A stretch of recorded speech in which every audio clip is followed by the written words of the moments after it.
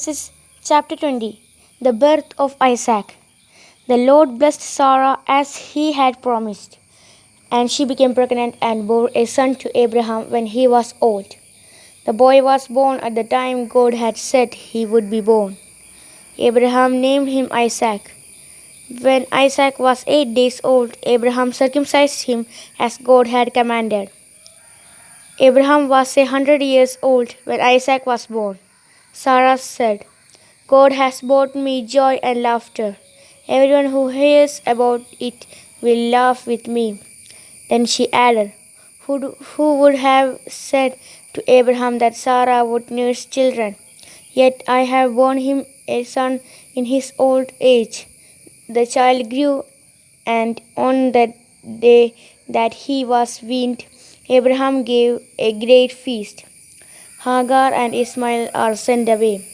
One day Ishmael, whom Hagar, the Egyptian, had borne to Abraham, was playing with Sarah's son Isaac.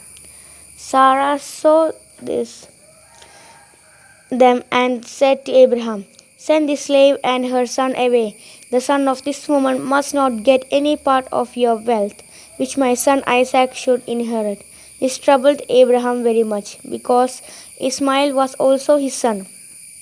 But God said to Abraham, Don't be worried about the boy and your slave Hagar. Do whatever Sarah tells you, because it is through Isaac that you will have the descendants I have promised. I will also give many children that they to the son of the slave woman, so that they will become a nation. He too is your son. Early the next morning, Abraham gave Hagar some food and a leather bag full of water. He put the child on her back and sent her away. She left and wandered about in the wilderness of Beersheba. When the water was all gone, she left the child under a bush and sat down about 100 meters away. She said to herself, I can't bear to see my child die. While she was sitting there, she began to cry. God heard the boy crying, and from heaven the angel of God spoke to Hagar. What are you troubled about, Hagar? Don't be afraid. God has heard the boy crying. Get up, go and pick him up and comfort him. I will make a great nation out of his descendants. Then God opened his eyes, and she saw a well. She went and filled the leather bag with water and gave some to the boy. God was with the boy as he grew up. He lived in the wilderness of Paran and became a skillful hunter. His mother found an Egyptian wife for him.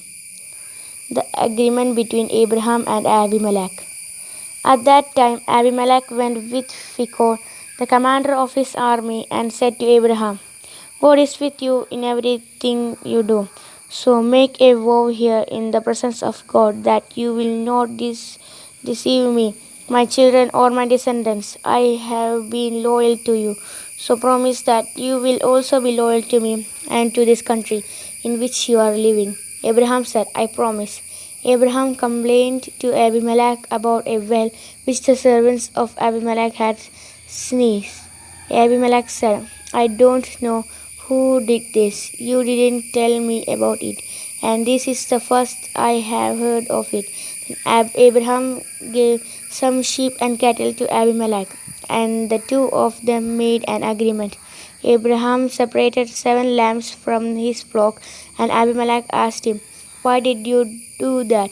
Abraham answered, Accept these 7 lambs. By doing this, you admit that I am the one who dug this well.